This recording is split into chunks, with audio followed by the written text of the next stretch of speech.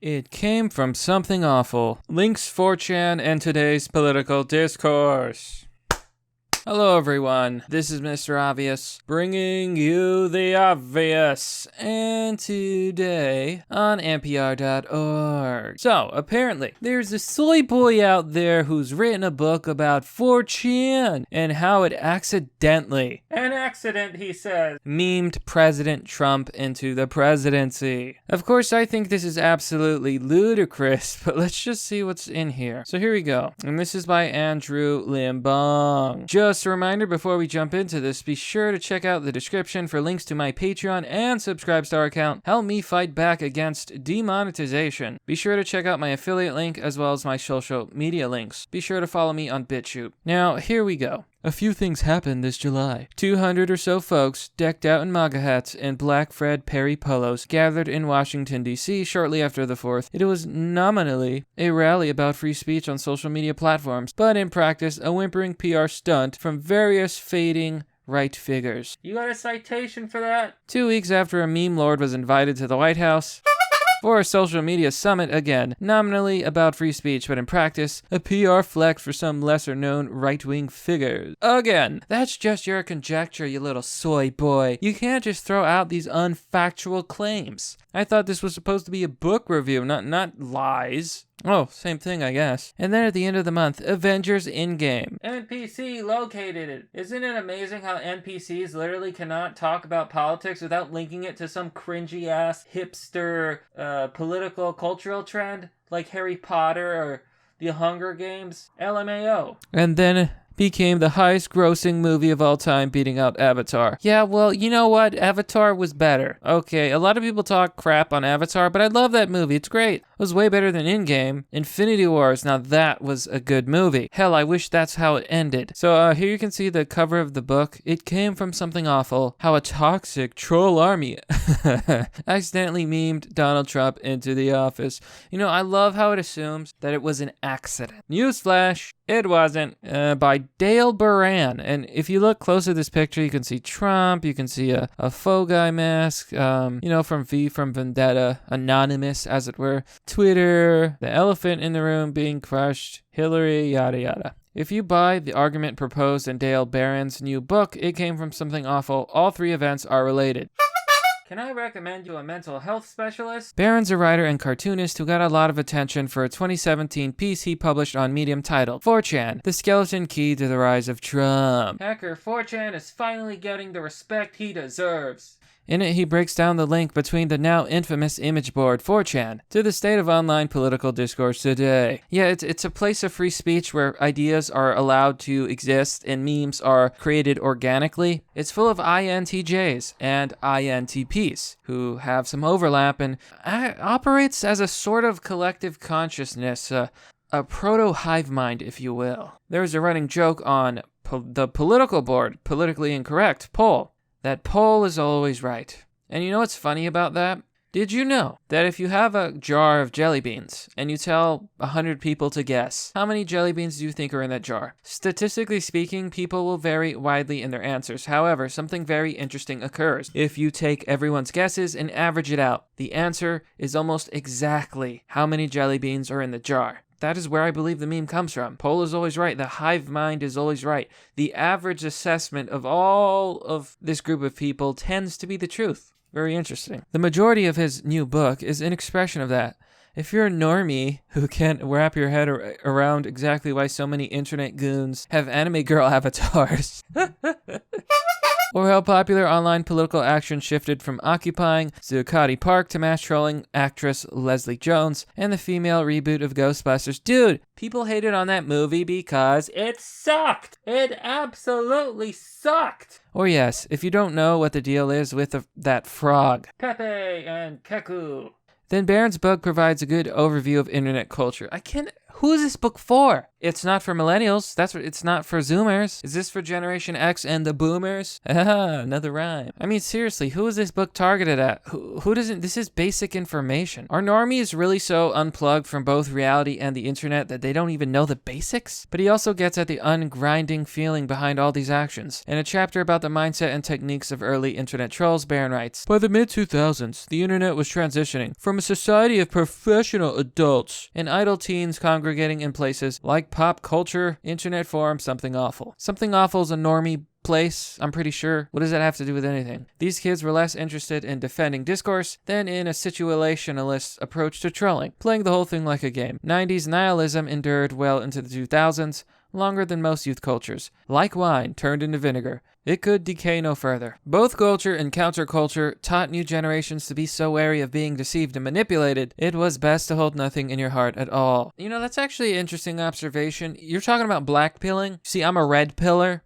Here's the truth. Wake up and look at the matrix around you. It is not the best to hold nothing in your heart at all, and I don't believe that nihilism is the key to this movement. I believe that truth is the key to this movement, and through the truth we find inspiration to better ourselves, to better our brethren and sisters, and to better our country. That's why we voted for Trump. Make America great again. Better the world around you. Do you see? We're trying to build the world up and save the mess that you people created, and you're just trying to tear us all down. Lacking convictions, the logic went, your desires could not be snagged or stolen. And no better example for the state of affairs than the unreal world of screens. The art of cruelty, of tearing apart delicately wrought fantasy reels thrive. In his original Medium essay, Barron wrote about how he was an inch away from ending up like the trolls he writes about, of what this nihilistic mindset offered him as he was broke, underemployed, and aimless. Maybe you should have thought of that before you went to school for art. I've seen his comics. They're not even that good. There's less of a focus on himself in the book. Instead, he opts for an empathetic distance, like a guy explaining how his crew from high school lost touch over the years. Oh, I moved away for school, and then Jerry got really into basketball, and Ryan just kept getting angry for no reason. Ah, yes. One day, for no reason at all, people did a thing. Except replace basketball with hating black people and women, and angry with really angry. It's a disappointing omission. It might have helped illuminate his underlying point. Economic inequality has made us all feel impotent and searching for an identity, so we gloom into a reality imposed on us via screens. Okay, you sound like a boomer. The screens aren't a problem. The economy is. And it's not just inequality or inequity. It's the fact that the American dream is dead. The cost of living has skyrocketed. The future is not bright. We're living in the worst of times to be an American. And the only people saying otherwise are the rich people. The ones that are well off, the lucky one. I'm not rich. I'm not well off. My prospects are shady at best. I'm doing what I can. But that doesn't mean that you're going to tell me, oh, things are not that bad. You better shut your mouth, mister. For some, that means you're emotionally invested in how well a movie from Disney Corporation is doing at the box office.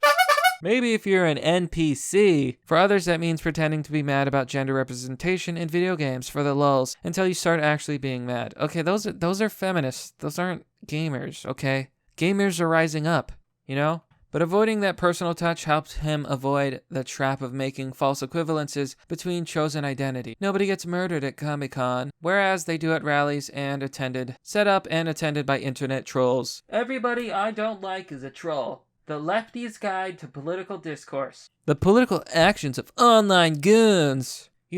I've heard that you've been talking smack. So my friend Vinny over here, he's gonna take you out. You've disrespected the family. Gravioli. Italia have a much more powerful impact on the actual lives of brown people in the United States than people who happen to really like My Little Pony. Cringe! The sections on Tumblr and teens for their sexual identity, coinciding with the wider campus culture wars that get a lot of disproportionate attention, comes off as less blamey and directly casual than other 4chan explainers like Andrea, Nagels, decease all normies. Da-da-da-da. Da da da da da da da da da da da da da da da da. And yet Barron makes a convincing argument that we're all caught up in simulations of political change rather than actually affecting it. Ironically, the idea is best explained in his book through a retelling of an episode of Star Trek: The Next Generation. NPC hipster, you literally can't have an original thought. You have to use an allegory to some dumb TV show. And first of all, let me say that Star Trek is absolutely a liberal power fantasy. It will never come true. Socialism and infinite no scarcity, that's never going to happen. It's never going to happen. Even if we had replicators, it would never happen. Things need fuel. You need materials to print stuff. It's never gonna happen. That utopia, it's a dream. Okay, humanity cannot win if we remain pansies. Understand? We need to man up. We need to become strong. The space is no place for the weak. Where the gang is stuck in a holodeck, simulation of Sherlock Holmes and Dr. Moriarty tricks them by simulating an exit back into reality on the holodeck Inception. The Matrix Fight Club, all internet beloved dorm room poster movies that get at the similar idea. What if we're not actually doing anything, and the few in power are reaping the rewards? In a passage describing how the trolls on 4chan's politically incorrect poll board, he actually mentions them, oh my goodness, seem to accidentally create the Frankenstein monster known as the QAnon conspiracy. Again, it's a LARP, it's not real. QAnon is bull crap. It's a cult. Barron writes, soon even poll users believe the fiction, even though they're the ones making it up. No, boomers with schizophrenia made it up. And mostly boomers follow it. Except belief wasn't really the correct term anymore. There was no word for this new sort of naivety, in which the distinction between reality and fiction, trolling and trolled, identity and anon erased itself as people made a sport out of their politics, the disconnects it bred. The title of the book is a bit of a misnomer. More time is spent on 4chan and even its more terrible offspring, 8chan, than the original Something Awful forums, but it makes sense if you consider Something Awful as a stand-in for pop-up culture consumption at large. If Barron's to be believed, all the world's an internet forum. The mods aren't asleep. They're just out at the movies, leaving the goons free to do their work. Yeah, this book looks like a joke. Okay, look, it comes from a normie perspective, but I just love the little title here. How a toxic troll army accidentally memed Donald Trump into office. Thank you.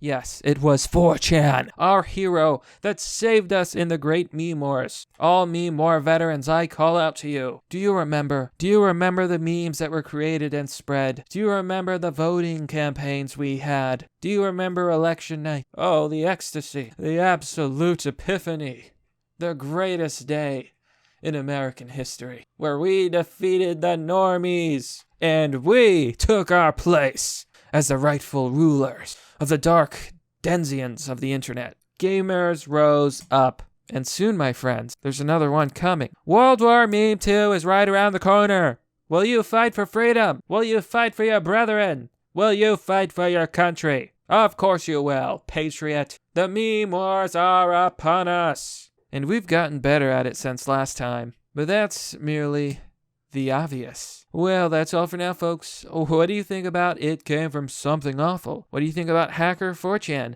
Do you think that Anons and Anonymous accidentally memed Trump into the office?